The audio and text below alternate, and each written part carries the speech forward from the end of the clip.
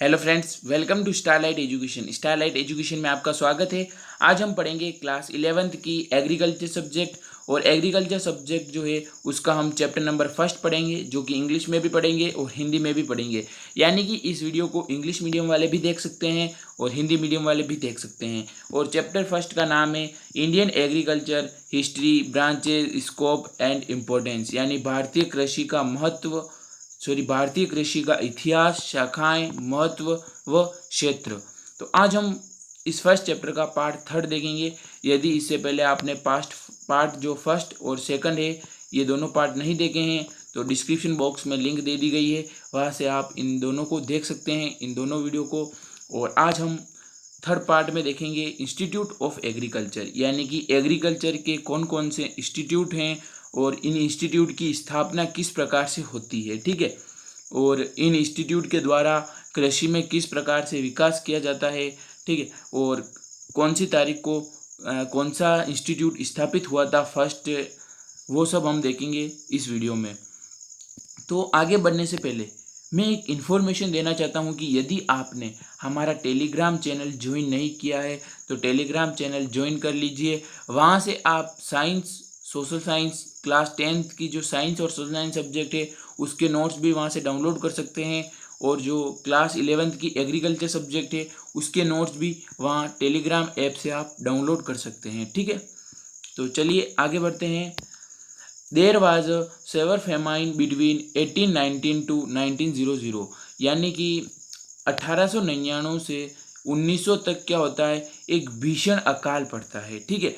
भीषण अकाल पड़ता है तो उसमें क्या होता है कि जो खाने के जो दाने होते हैं, ठीक है, ग्रेन्स कह सकते हैं, उनकी क्या होती है, कमी हो जाती है और एक भीषण अकाल पड़ जाता है। ठीक है। क्यों? क्योंकि पहले लोग क्या करते थे, जितनी घर में ज़रूरत होती थी उतना ही बोते थे। ठीक है। और उतना ही प्रोडक्शन होता था। तो सब लोग जो थे वो खेती नहीं करते थे, ताकि दूसरे जो लोग खेती नहीं करते थे तो उनके पास खाने के लिए दाने नहीं थे। ठीक है। तो क्या होता है कि धीरे धीरे 1899 से 1900 तक क्या होता है कि अकाल पड़ जाता है, लोगों के पास खाने के दाने नहीं होते हैं। तो इस प्रॉब्लम को सॉल्व करने के लिए और हमारे कृषि में विकास करने के लिए, ठीक है, किस प्रॉब्लम को सॉल्व करने के लिए ये जो अकाल पड़ जाता है, ठीक है, 1899 से 1900 के बीच में लोगों के पास खाने के दाने नहीं होते हैं। ठीक है। तो ये अकाल को दूर करने के लिए, यानी कि इस प्रॉब्लम को सॉल्व करने के लिए और कृषि में विकास करने के लिए एक बोर्ड की स्थापना की जाती है जिसका नाम होता है द इंडियन एग्रीकल्चर बोर्ड। ठीक है। तो ये इंडियन एग्रीकल्चर बोर्ड जो है क्यों स्टेबलाइज किया जाता है, तो इसको स्टेबलाइज करने का कारण यह है कि जो फेमाइन हुआ है, जो मतलब कि अकाल पड़ा है 1899 से 1900 के बीच में, उसको दूर किया जा सके, इसीलिए इस बोर्ड की स्थापना होती है। ठीक है। तो ये जो अकाल पड़ता है, भीषण अकाल पड़ता है 1899 से 1900 के बीच में, वो कहाँ पड़ता है, तो ये पड़ता है बिहार में। ठीक है। ये बात आप याद रखना। तो यहाँ पर क्या होता है कि फिर एक भारतीय कृषि बोर्ड की स्थापना की जाती है। ठीक है। जिसका नाम होता है भारतीय कृषि बोर्ड। ठीक है। तो 1904 में होती है भारतीय कृषि बोर्ड की स्थापना, या कह लो इंग्लिश में कहो तो द इंडियन एग्रीकल्चर बोर्ड। ठीक है। तो ये क्यों होती है, तो वापस बताता हूँ। ये जो अकाल पड़ा था 1899 से 1900 के बीच में, इसको दूर करने के लिए और कृषि में विकास करने के लिए इस बोर्ड की स्थापना की जाती है। आगे बात समझ में? तो चलिए आगे बढ़ते हैं। इन 1905 फिर से laboratory was stabilised for agricultural research work on the bank of river गडर in Darbhanga district of Bihar. यानी कि 1905 में एक और नई लेबोरेटरी की स्थापना की जाती है जिसका नाम होता है फिफ्स लेबोरेटरी। ठीक। आगे बताने से पहले मैं आपको बता देना चाहता हूँ कि ये जो इंस्टीट्यूट, ये जो लेबोरेटरी, इन सभी की स्थापना की जा रही है। ठीक है। जैसे हमने देखा 1904 में इंस्टीट्यूट की गई, 1905 में जो है वो लेबोरेटरी की गई, और आगे और भी की जाएगी इंस्टीट्यूट की इनकी। तो ये क्यों की जा रही है, मुख्य कारण क्या है, इन इंस्टीट्यूट का, इन लेबोरेटरी को स्थापित करने का क्या कारण है। ठीक है। तो इनका मेन कारण है कि एग्रीकल्चर में डेवलपमेंट करना, यानी कि कृषि में विकास करना। इनका मुख्य कारण है इन लेबोरेटरी का, इन इंस्टीट्यूट का, कि कृषि में किस प्रकार से विकास हो सके। ठीक है, यानी कि जो लोग खेती कर रहे हैं उनमें मॉडर्न टेक्निक का यूज़ करना और उसमें विकास करना कृषि में, यही काम है इन इंस्टीट्यूट का और इन लेबोरेटरी का। ठीक है, ये लेबोरेटरी और इंस्टीट्यूट क्या करते हैं, नई नई वेराइटी को क्या करते हैं, नई नई वेराइटी की खोज करते हैं, उन पर रिसर्च करते हैं और रिसर्च में ये देखते हैं कि किस प्रकार से किसी भी फसल का प्रोडक्शन ज़्यादा हो सके, किसान को ज़्यादा जो है वो मतलब कि फ़ायदा हो, वो सब काम है इन इंस्टीट्यूट का। तो इंस्टीट्यूट का हम जनरली काम कह सकते हैं कि इंस्टीट्यूट का जनरली काम है कि किसानों के लिए नई नई फसलें तैयार करना, नई नई वैरायटी की फसलें तैयार करना और कृषि में विकास करना। ठीक है, तो वो किसी भी प्रकार से कर सकते हैं, उनमें रिसर्च करेंगे, लेबोरेटरी वगैरह बनी हुई होती है इनकी, तो उनमें रिसर्च करते हैं और नई नई वैरायटी की फसलें तैयार करते हैं और कृषि में विकास करते हैं। ठीक है, तो आगे बात समझ में आपको कि इन इंस्टीट्यूट की और लेबोरेटरी की स्थापना क्यों होती है।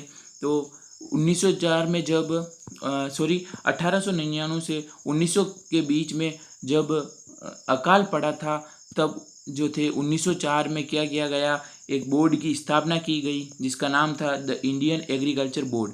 ये अब इंडियन एग्रीकल्चर बोर्ड क्यों स्थापित किया गया, क्योंकि एग्रीकल्चर में विकास हो सके और लोग जो है वो एग्रीकल्चर पर ज़्यादा ध्यान दें, इसके लिए प्रेरित करने के लिए इस बोर्ड की स्थापना की जाती है और इसमें भी नई नई रिसर्च होती है एग्रीकल्चर से रिलेटेड, जिससे कि फिर जो ये भीषण अकाल पड़ा था वो भी दूर होता है। ठीक है, और सिचुएशन वापस नॉर्मल भी होती है।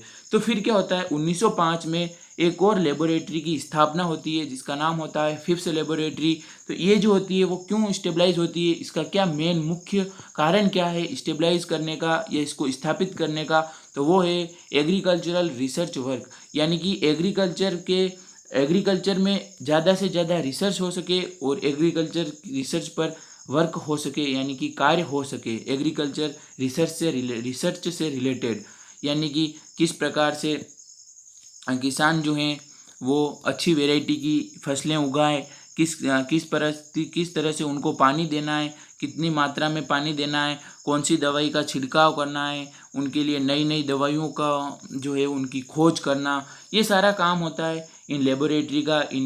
ठीक है, तो ये लेबोरेटरी क्या करती है, 1905 में इस लेबोरेटरी की स्थापना होती है। और ये क्यों होती है, तो जो एग्रीकल्चर के जो वर्क है उनमें रिसर्च हो सके, एग्रीकल्चर के कार्यों में ज़्यादा से ज़्यादा खोज करना।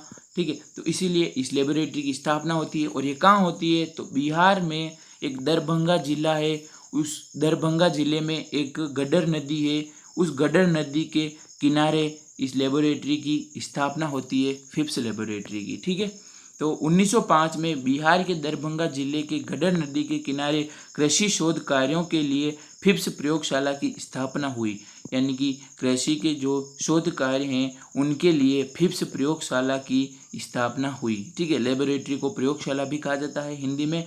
ठीक है, तो आप समझ गए होंगे कि फिफ्थ लेबोरेटरी की स्थापना क्यों की गई, क्योंकि कृषि शोध कार्यों में, ठीक है, कृषि शोध कार्यों के लिए इस लेबोरेटरी की स्थापना की गई या इस प्रयोगशाला की स्थापना की गई।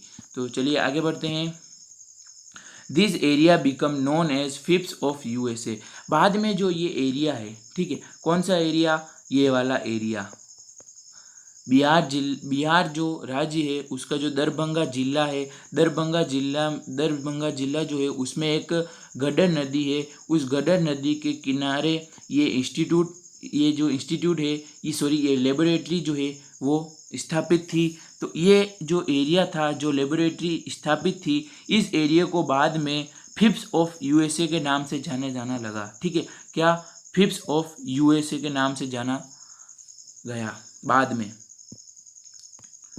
Pusa based agricultural institute was renamed imperial institute of agriculture research इन 1911, यानी कि 1911 में क्या होता है कि इस जो फिफ्थ ऑफ यूएस जो अपनी फिफ्स जो लेबोरेटरी थी, ठीक है, इसका नाम चेंज कर दिया गया। जो पूसा में स्थित जो एग्रीकल्चरल इंस्टीट्यूट था, ठीक है, कौन सा, पूसा में जो एग्रीकल्चर इंस्टीट्यूट था वही फिफ्स लेबोरेटरी, इसका नाम चेंज कर दिया गया 1911 में। 1911 में इसका नाम क्या चेंज कर दिया गया, तो इसका नाम रख दिया गया imperial institute of agriculture research, ठीक है, जिस यदि शॉर्ट में कहें तो IIAR इसका नाम रखा गया। जो फिफ्स ऑफ लेबोरेटरी है इसका नाम क्या रखा गया, imperial institute of agriculture research. कब रखा गया, तो 1911 में।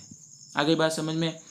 सबसे पहले 1905 में इसकी स्थापना होती है फिफ्स लेबोरेटरी की। फिर इसका नाम फिर ये जो एरिया था वो फिफ्स ऑफ USA के नाम से जाना जाता है। और फिर जो ये लेबोरेटरी है इसका नाम जो है वो चेंज कर दिया जाता है और इसका नाम रखा जाता है imperial institute of agriculture research. ये कब चेंज किया जाता है, तो 1911 में, ठीक है। आगे बात समझ में।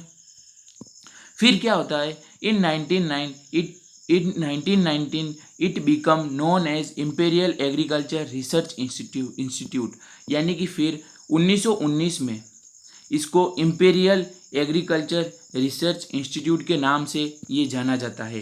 वापस इसका नाम चेंज कर देते हैं, ठीक है। पहले क्या था, imperial institute of agriculture research था 1911 में। फिर वापस 1919 में क्या करते हैं, वापस इसका नाम चेंज कर देते हैं और इसका नाम रख देते हैं इंपीरियल एग्रीकल्चर रिसर्च इंस्टीट्यूट। आगे बात समझ में। फिर आगे क्या होता है देखते हैं इस इंस्टीट्यूट के साथ में, ठीक है। Pusa institute was shifted to Delhi on 7 November 1936 due to the devastating flood in Bihar, यानी कि जो पूसा में जो इंस्टीट्यूट था, जो इंपीरियल एग्रीकल्चर रिसर्च इंस्टीट्यूट कहाँ था, पूसा में था। तो इस पूसा का जो ये इंस्टीट्यूट था, ये क्या होता है कि हम कह सकते हैं कि एक बाढ़ आ जाती है, ठीक है, एक विनाशकारी बाढ़ आ जाती है। उसमें इस इंस्टीट्यूट की जो बिल्डिंग है वो नीचे गिर जाती है। तो उसके कारण क्या होता है कि इसको दिल्ली में शिफ्ट कर दिया जाता है। इस इंस्टीट्यूट को, जो पूसा में स्थित इंस्टीट्यूट है इंपीरियल एग्रीकल्चर रिसर्च इंस्टीट्यूट, इसको 7 नवंबर 1936 को क्या किया जाता है, दिल्ली स्थानांतरित किया जाता है। क्यों, क्योंकि एक विनाशकारी बाढ़ आ जाती है बिहार में, इसीलिए, ठीक है। आगे बात समझ में। तो आगे बढ़ते हैं। Today it is known as Indian agriculture research institute. यदि हम आज की बात करें कि अभी ये किस नाम से जाना जाता है, जो ये इंस्टीट्यूट है, पूसा इंस्टीट्यूट कहो, इंपीरियल एग्रीकल्चर इंस्टीट्यूट कहो, इसको पहले तो इन नाम से जाना जाता था। तो यदि हम अभी की बात करें तो ये किस नाम से जाना जाता है, तो ये जाना जाता है इंडियन एग्रीकल्चरल रिसर्च इंस्टीट्यूट, ठीक है। इस प्रकार से इतने नाम चेंज हुए हैं इस इंस्टीट्यूट के साथ में। तो हिंदी में कहे तो भारतीय कृषि अनुसंधान संस्थान, ठीक है। तो अब आप समझ गए होंगे कि किस प्रकार से जो फिफ्स लेबोरेटरी थी उसके नाम चेंजेस होते गए। बिल्डिंग गिरने की वजह से फिर से नाम चेंज हुआ और फिर से अभी के नाम से अभी जो है वापस अलग नाम से जाना जाता है। और इस प्रकार से इंस्टीट्यूट के नाम चेंज होते रहते हैं। और Indian council of agricultural research was stabilise in New Delhi in 1929, यानी कि अब 1929 में एक और इंस्टीट्यूट की स्थापना होती है जिसका नाम होता है Indian council of agricultural research. ये क्या होता है कि हम कह सकते हैं ये एक सबसे बड़ा इंस्टीट्यूट है, ठीक है। सबसे बड़ा जो हाई लेवल का इंस्टीट्यूट होता है उसको हम समझ सकते हैं, ठीक है। तो ये जो नई स्थापना हुई है Indian council of agriculture research की, ठीक है, जिसको शॉर्ट में ICAR कहा जाता है। तो ये ICAR क्या करता है, जो छोटे छोटे इंस्टीट्यूट्स और जो लेबोरेटरी जो एग्रीकल्चर रिसर्च सेंटर होते हैं उनको कंट्रोल करता है। कौन, ICAR, जो कि पूरे भारत के लेवल का है। पूरे देश में जितने भी इंस्टीट्यूट वगैरह, जो लेबोरेटरी, जो रिसर्च सेंटर, एग्रीकल्चर के जो रिसर्च सेंटर है उनको नियंत्रण करने का काम ICAR का है, ठीक है। तो ICAR की स्थापना दिल्ली में कब होती है, जो न्यू दिल्ली है उसमें कब होती है, तो 1929 में, ठीक है, इम्पोर्टेंट है। तो 1929 में नई दिल्ली में भारतीय कृषि अनुसंधान परिषद की स्थापना हुई, जिसको हिंदी में शॉर्ट में ICAR भी कहा जाता है, जो कि छोटे छोटे जो इंस्टीट्यूट होते हैं पूरे भारत में, और जो भी एग्रीकल्चर से रिलेटेड जो रिसर्च जो लेबोरेटरी होती है, ठीक है, इन सभी पर नियंत्रण करता है अपना ICAR। ठीक है, आगे बढ़ते हैं। तो the Indian council of agriculture research control various agriculture research centre, agriculture universities and other institute stabilise in India. तो वही बात आ गई कि जो ICAR है वो वेरियस एग्रीकल्चर रिसर्च सेंटर को कंट्रोल करता है और एग्रीकल्चरल यूनिवर्सिटीज़ को कंट्रोल करता है, और जो छोटे छोटे इंस्टीट्यूट्स हैं उनको कंट्रोल करता है ICAR। ठीक है, भारतीय कृषि अनुसंधान परिषद।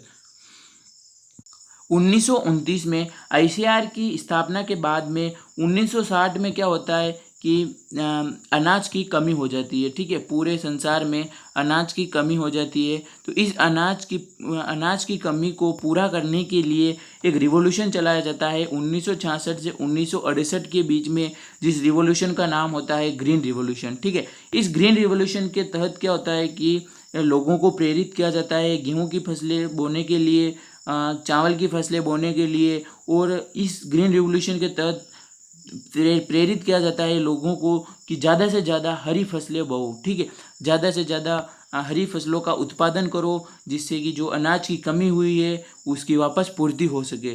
तो इस रिवॉल्यूशन के तहत, ठीक है, यही मेन उद्देश्य था ग्रीन रिवॉल्यूशन का, कि ज़्यादा से ज़्यादा लोगों को प्रेरित करना कि वो हरी फसलें बोए ताकि अनाज की पूर्ति वापस हो सके। तो ये रिवॉल्यूशन 1966 से 1968 के बीच में चलता है। यदि आपको एग्ज़ाम में पूछ ले कि ग्रीन रिवॉल्यूशन के फादर कौन थे भारत में, तो आपको बताना है डॉक्टर MS स्वामीनाथन। और यदि पूछ ले ग्रीन रिवॉल्यूशन के फादर कौन थे पूरे वर्ल्ड में, तो वर्ल्ड में पूछ ले तो आपको बताना है डॉक्टर एनी बारलोग। ठीक है, डॉक्टर एनी बारलोग और doctor MS Swaminathan. Doctor MS Swaminathan तो मतलब कि इन्होंने ग्रीन रिवॉल्यूशन को इंडिया में चलाया था। ठीक है, और जो डॉक्टर एनी बारलोग है, इन्होंने ग्रीन रिवॉल्यूशन को पूरे वर्ल्ड में चलाया था। ठीक है, तो आगे बात समझ में, इससे रिलेटेड 3 क्वेश्चन बन सकते हैं। ग्रीन रिवॉल्यूशन कब से कब तक चला, ग्रीन रिवॉल्यूशन के फादर कौन है पूरे वर्ल्ड में, और ग्रीन रिवॉल्यूशन के फादर कौन है हमारे भारत में। तो 3 क्वेश्चन आ सकते हैं। तो आज के लिए बस इतना ही। Thanks for watching.